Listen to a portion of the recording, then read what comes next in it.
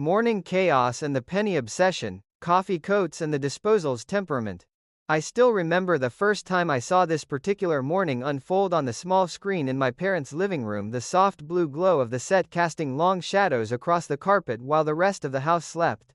It was not a grand opening, not a spectacle of music or sweeping camera work, but something far more intimate and to my child's eyes almost sacred in its ordinariness.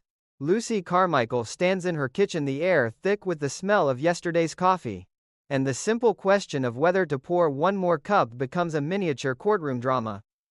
There's enough coffee left for about one more cup. You want it, babe, or should I throw it out? I haven't made up my mind yet. The line lands with the weight of genuine indecision, and even now, decades later, this moment makes me smile with a private protective fondness. Lucille Ball does not play the hesitation as broad comedy. She lets it live in the slight tilt of her head, the way her eyes flick toward the pot and then away again as if the coffee itself might answer. Vivian's reply, "Well, since when does it take a Supreme Court decision about a cup of coffee?" is delivered with the weary affection of a woman who has shared too many mornings with this particular brand of chaos. I can still hear the cadence of that line in my mind, the way Vivian Vance shaped the words so that the exasperation never quite hardened into irritation. It was always love wearing the mask of impatience, and that distinction has stayed with me longer than any formal lesson in character writing. What always moves me most about this sequence is how quickly the domestic becomes philosophical. Lucy's mind has already wandered from the coffee to her budget, and the confession arrives almost as an apology. "Oh, I'm sorry, honey, I was going over my budget." The camera in my memory lingers on the small pile of papers, the stub of a pencil, the faint frown that crosses Ball's face. In the mid-1960s, the image of a widow carefully tallying every cent carried a quiet resonance that modern viewers sometimes miss. Inflation was beginning its slow climb, single women still navigated a world that assumed male financial stewardship, and the very act of a woman sitting alone with her accounts felt quietly radical. Lucy's decision, coat or rent, lands with the force of a genuine moral dilemma. It was either pay you the rent or buy a new coat. Vivian's answer is pure practicality wrapped in friendship. "Well, you can just forget it then and pay your rent." The exchange is so brief, so ordinary that its emotional precision can be overlooked. Yet Ball's face when she accepts the verdict, "I guess I can wear that faded, shabby, ratty old coat for one more year," contains an entire history of deferred desires. The coat, of course, belongs to Vivian, a fact Lucy has somehow managed to forget. And the reminder arrives with the soft sting of shared history. "May I remind you that that faded, shabby, ratty old coat happens to be mine. I have watched this beat more times than I can count, and each viewing still produces the same small ache. It is the ache of recognizing one's own compromises reflected back with perfect comic timing. The kitchen itself becomes a character in these opening minutes. The garbage disposal, temperamental and almost sentient, erupts with the force of a small geyser. "There goes Old Faithful," Lucy declares, and the line is both joke and diagnosis. Vivian's comparison to Yellowstone National Park is delivered with the long-suffering cadence of a woman who has heard the same machinery fail one time too many. "I feel like I'm living in Yellowstone National Park." The physical comedy that follows Lucy wrestling with the broom, the futile attempt to dislodge whatever chicken bone has once again claimed the mechanism, is pure Ball. Her body becomes a study in controlled catastrophe. The shoulders hunch, the arms flail with precise inelegance, the face cycles through determination, exasperation, and sudden hope with the speed of a seasoned clown. I remember sitting cross-legged on the floor as a child, laughing so hard that my mother had to remind me the neighbors might hear. What I could not articulate then but feel with absolute clarity now is that the laughter was never merely at Lucy's expense. It was recognition. Every household of that era possessed some appliance that seemed to possess a private will, some piece of domestic technology that refused to submit to human intention.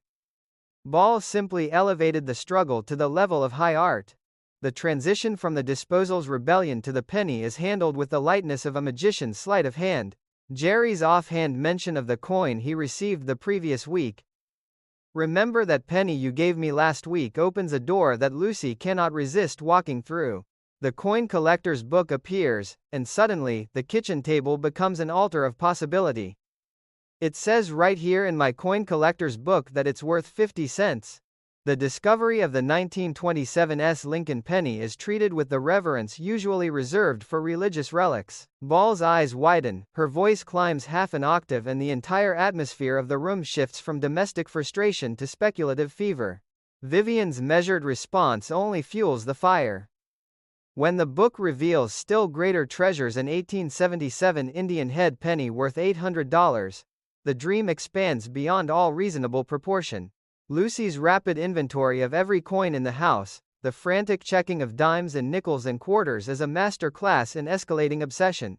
I can still feel the particular quality of hope that filled the room when I first watched this scene. It was the hope of the underdog, the belief that somewhere in the ordinary detritus of daily life lay a hidden fortune large enough to change everything. What strikes me now looking back across the decades is how carefully the writers planted the seeds of later disaster in these early minutes. The coat that cannot be afforded the disposal that will later claim Indian head pennies as casualties, the budget that will never quite balance all of it, is already present, humming beneath the surface like the temperamental machinery itself. Lucy's character is established, not through exposition but through accumulation, the indecision over coffee, the quiet calculation of rent versus desire, the sudden wild leap toward the possibility of easy money. Ball plays each of these beats with a transparency that still astonishes me. There is no distance between the actress and the character. The longing is hers, the frustration is hers, the sudden spark of entrepreneurial madness is hers. When she declares that what they need is a big pile of money, the line carries the full weight of every deferred dream of the post-war middle class. The bank becomes the only logical destination, and the decision to approach Mr. Mooney is less a plot point than an inevitability. I return to this opening sequence the way one returns to the first chapter of a beloved novel, knowing that everything that follows will be colored by the particular light of this morning. The coffee that may or may not be poured, the coat that will remain shabby for another year, the disposal that claims its small victories, the penny that glints with impossible promise. These are not merely comedic setups. They are the quiet architecture of a life lived just beyond the edge of financial security, a life that Ball rendered with such precise affection that it still feels like home. Even now, when I hear the faint gurgle of a modern disposal or catch sight of an old Lincoln cent, something in me softens. I am back in that kitchen watching Lucy weigh the final cup of coffee against the demands of the day, and the world feels for a moment both smaller and infinitely more generous than it has any right to be. The physicality of these early scenes deserves its own extended consideration. Ball's relationship with objects has always been one of the great unspoken partnerships of American comedy. The coffee pot is not merely a prop, it becomes an extension of her indecision.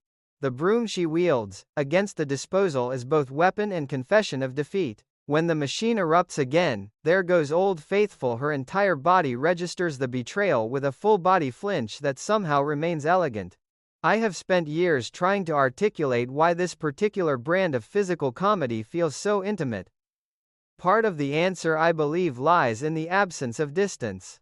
Ball never asks the audience to admire her technique from afar, she invites us into the struggle itself. The viewer does not watch Lucy fight the disposal so much as inhabit the fight. The shoulders that hunch, the wrists that twist, the sudden hopeful glance toward Vivian, these are movements we recognize from our own kitchens, our own small wars with the material world. Vivian's role in these opening minutes is equally crucial, though quieter. Vance never allows the character to become merely a straight woman. Her exasperation is real, but so is her loyalty. When she reminds Lucy that the ratty coat is actually hers, the line is delivered with a mixture of amusement and genuine ownership that speaks volumes about the depth of their friendship. The two women share more than an apartment, they share a financial reality, a history of small sacrifices, and a mutual understanding that the world will not hand them anything easily. That understanding is the bedrock upon which the entire series rests, and it is established here with remarkable economy. I still find myself moved by the casual intimacy of their banter, the way they can wound each other lightly, and then immediately soften the blow. It is the language of people who have already survived worse together. The cultural context of 1960-something America hovers over every line. The reference to the city's work on the pipes, the sediment that makes Lucy's teeth begin to squeak, the casual mention of a Christmas Club account that cannot be touched, all of these details root the comedy in a specific economic moment. Single women, widows, divorced mothers, these were figures still navigating a landscape that offered limited independent financial power. Lucy's careful budgeting is not merely a character trait, it is a reflection of lived reality for countless viewers. Ball's genius was to transform that reality into something luminous without ever denying its constraints. The laughter she generates is never cruel, it is the laughter of recognition, the sound of an audience seeing its own quiet struggles refracted through the prism of genius. As the scene shifts toward the coin book, the tone brightens with a particular quality of hope that I have always found almost painful in its purity. The 1927's Lincoln penny is treated as a talisman. Ball's voice when she confirms its value carries a note of wonder that feels entirely uncalculated. She is not performing excitement, she is experiencing it, and the camera simply records the experience. The subsequent cascade of discoveries, pennies worth $2, $10, $800, builds with the logic of a fever dream. Lucy's rapid examination of every coin in the house is both hilarious and heartbreaking. The desperation is real, even as the comedy remains buoyant. I remember as a child feeling a strange kinship with that desperation. The idea that a single ordinary object might contain the key to transformation is one of childhood's most persistent fantasies, and Ball honors it without condescension. The decision to seek a big pile of money at the bank is the natural culmination of everything that has preceded it. The kitchen with its temperamental disposal and its ledger of small deprivations can no longer contain the scale of Lucy's longing. The bank with its promise of capital and its gatekeeper in the form of Mr. Mooney becomes the next necessary stage. Yet even as the plot prepares to leave the domestic sphere, the emotional texture of the opening remains.